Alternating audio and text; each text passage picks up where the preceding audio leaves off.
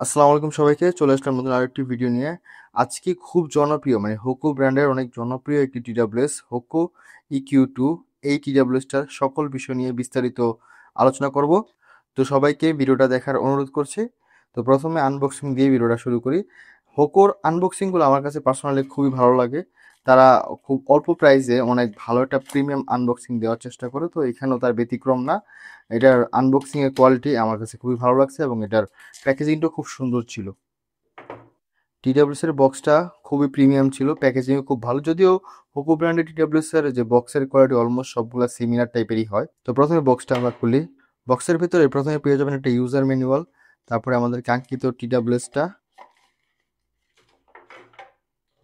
পেয়ে যাবেন। 2 জোড়া এক্সট্রা এয়ার টিপস আর একটা কেবল পাবেন এটার ভিতরে, USB to C কেবল। এই হচ্ছে আমাদের কাঙ্ক্ষিত টিডাব্লিউএসটা। টিডাব্লিউএসটি পুরোটা একটা ম্যাট ফিনিশ দেওয়া, একদম প্রিমিয়াম একটা ম্যাট ফিনিশ দেওয়া আছে এবং উপরে হোকো ব্র্যান্ডিং করা আছে।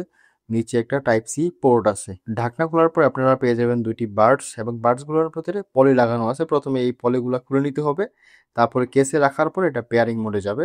আগে আমরা পলিগুলো খুলি। বার্ডসের পলিগুলো খোলার পর প্রথমে এটাকে কেসের ভিতরে রাখতে হবে এবং তারপর এটা লাইট ইন্ডিকেটর জ্বলে উঠবে। এখানে এটা চার্জ হওয়া শুরু করছে বার্ডসগুলো। কেসের ঢাকনা খোলার সাথে সাথে ফোনের ব্লুটুথ অপশনে হোকো EQ2 নামে একটি নাম চলে আসবে। সেখান থেকে আপনি পেয়ারিং করে নেবেন, বার্ডসগুলো বের করার প্রয়োজন পড়বে না। আবার যখন কেসের ঢাকনা বন্ধ করবেন ফোনের থেকে ডিসকানেক্ট হয়ে যাবে। পুনরায় কেসের ঢাকনা খুললে ফোনের সাথে অটোমেটিক কানেক্ট হয়ে যাবে। কেসের এই হিন্সটা যথেষ্ট স্ট্রং ছিল, খুবই হার্ড একটা ম্যাগনেট দেওয়া, মানে যথেষ্ট স্ট্রং স্প্রিংটা। কেসটা পুরোপুরি ম্যাট ফিনিশ হওয়ার কারণে এটার ইনহ্যান্ড ফিলটা যথেষ্ট প্রিমিয়াম ছিল। হাতে নিয়ে খুব প্রিমিয়াম একটা ফিল পাচ্ছিলাম এবং এটা পাতলা হওয়ার কারণে পকেটে ক্যারি করতে খুবই ভালো হবে। টিডাব্লিউএস এর ফিটিংস যথেষ্ট ভালো ছিল, আমার কানে খুব ভালোভাবে ফিট হয়েছে। ছোট ছোট ইয়ারটিপসগুলো লাগানোর পরে আমার কানে খুব ভালো ফিটিংস আমি পাইছি।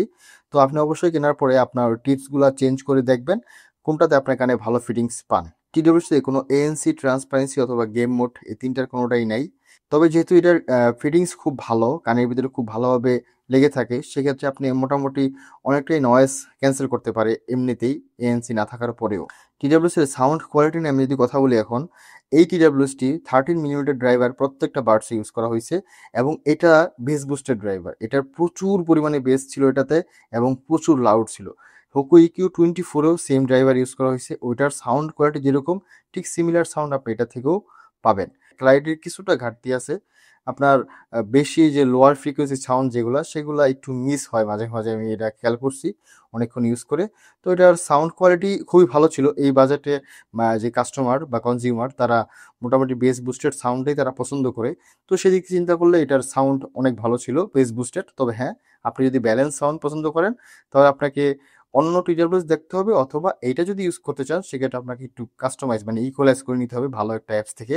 এই টিডাব্লিউএস এর ইনডোরের মাইক কোয়ালিটি খুব ভালো ছিল, আমার কাছে ভালো লাগছে। তবে আউটডোরের মাইক কোয়ালিটি এটা কিছুটা স্ট্রাগল করে।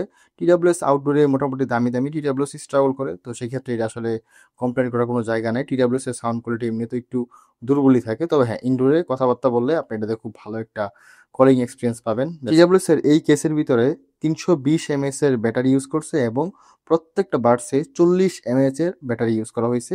তো বাডসগুলো থেকে মোটামুটি আমি 5 ঘন্টা প্লাস ব্যাটারি ব্যাকআপ পাইছি, মোটামুটি 80 থেকে 90% ভলিউমে। এবং যদি আপনি কেস ইউজ করেন মোটামুটি আরও 3 বারের মতো এই বাডসগুলোকে ফুল চার্জ করতে পারবেন। তো ব্যাটারি ব্যাকআপ নিয়ে আসলে তেমন একটা সমস্যা হয় না, কারণ এতক্ষণ কেউ টানা ইউজ করে না। আবার চার্জ দেওয়া হয়ে যায় আসলে 2-3 দিন পরে একবার তো চার্জ দেওয়া হয়ে যায়। তো সেক্ষেত্রে ব্যাটারি ব্যাকআপ নিয়ে কোনো সমস্যা আসলে হয় না। এই বাডসের এই টাচ প্যানেলে আপনি যখন সিঙ্গেল ট্যাপ করবেন তখন প্লে, পজ, কল রিসিভ হবে এবং কল কাটবে। আবার যখন আপনি ডাবল ট্যাপ করবেন তখন এটা নেক্সট কোনো সং বা নেক্সট কোনো ভিডিওতে চলে যাবে। আবার ট্রিপল ট্যাপ করলে পেছনের কোনো সং বা পেছনের কোনো ভিডিওতে চলে আসবে। টাচ অ্যান্ড হোল্ড করে 2 সেকেন্ড ধরে রাখবেন, তখন এটা ভয়েস অ্যাসিস্ট্যান্ট মোডে চলে যাবে।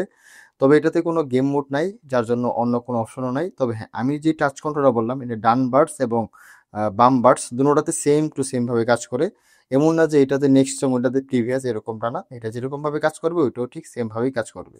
এখন আমি আমার সর্বশেষ অপিনিয়নটা যদি শেয়ার করি এই TWS এর সাথে, তো আমি এক কথায় বলবো আপনার বাজেট যদি 1,000 টাকার নিচে হয়, 1,000 টাকার নিচে 900 টাকার আশেপাশে এটার দাম পাওয়া যাচ্ছে বর্তমানে মার্কেটে।